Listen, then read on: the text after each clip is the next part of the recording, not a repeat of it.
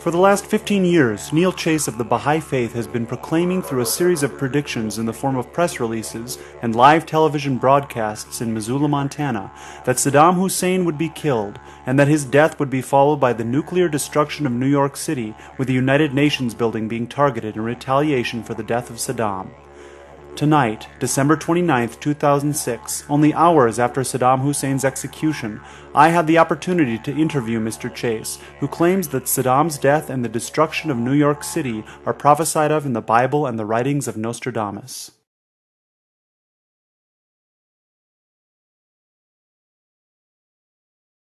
In Nostradamus it says Mobus will come and will die, and then after this will come this sudden destruction that is to take place. And Mobus in the mirror, M-A-B-U-S, is the phonetic Saddam, S-U-D-A-M. And in the Bible it talks about the four winds of destruction being held back at the great river Euphrates. And of course, before the Gulf War in 1990 and 91, we were aware that Mesopotamia and these two rivers, the Tigris and Euphrates rivers, where Iraq is. The leader of Iraq being Saddam, and the assassination of him, like that of Archduke Ferdinand that sparked World War I, would spark World War III.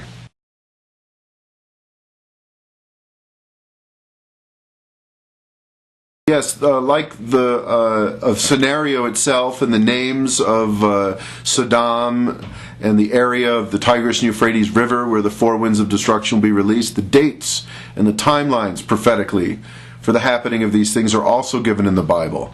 In the New Testament, Jesus states, "Of that day and hour no man knoweth, not even the Son, but the Father only." And the word only in Greek is monos, where the Greek letters, M-O-N-O-S, also have numerical values. M is 40, O-N-O is 190, and S is 6.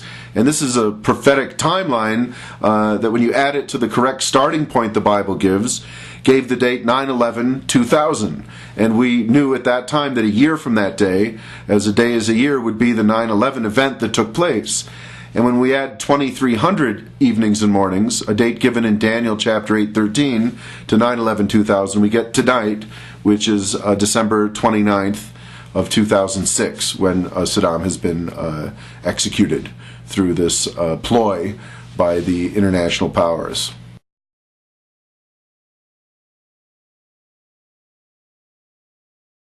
This whole thing since 1991, and then going into Iraq again in 2003, and the first bombing of the trade towers, which we predicted, as well as the collapse of the towers in the 9/11, leading up to finally the nuclear destruction of New York, will actually be the trigger that gets us involved in a global nuclear war in which 1/3 of mankind will be killed in 1 hour.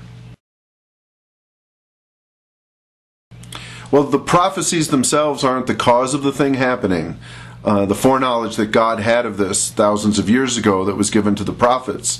But the reason for it taking place is the double standard that the United States has had against the Muslim peoples and third world peoples exporting this injustice overseas, in violation of international law, and these are the root of the problem. And as the United Nations fails to address the root of the problem, both oil and religion, it's failing. When they caught the people that bombed the trade towers in '93, they stated that the real target for these reasons that they gave was the United Nations building. And so it's still the target.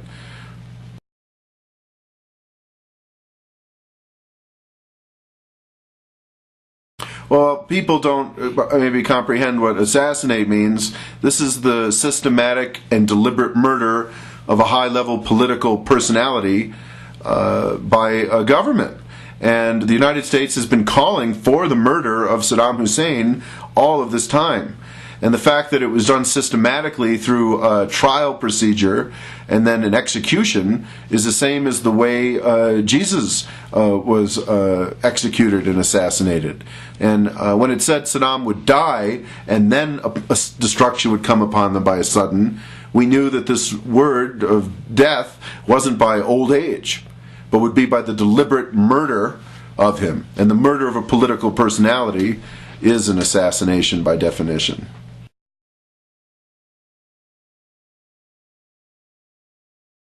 Well, these things that are taking place are tied in with this war of terror, And it's a war fought over oil and religion, the two issues that the United Nations does not deal with. And the execution of Saddam Hussein on today's date comes at the time of the Muslim holiday of their sacrifice, Eid al-Adha, where they sacrificed some lambs and things like this in commemoration of the Hajj, or the pilgrimage to Mecca. And this is similar to Jesus that was put to death on the Jewish Passover, which was their holiday of the sacrificial lamb. So this is like throwing gasoline on the fire of religious fanaticism, and it's going to further cause more problems all throughout the world. On Hannity and Combs tonight, they announced that the United States had washed their hands of this whole thing. And this is what Pontius Pilate had said on behalf of the Roman Empire, that he had washed his hands of it and turned Jesus over to his own ethnic people of the same religion. And here they've turned Saddam over to those of his ethnic group. If this could be construed as a religious martyrdom, it's going to be and is construed this way in the minds of the Muslim world of the East. And this is just a terrible, terrible escalation of the problem here, and in some ways may even be deliberate upon the powers that be that wish to foment conflict and strife, to destabilize the region, to grab control of that oil.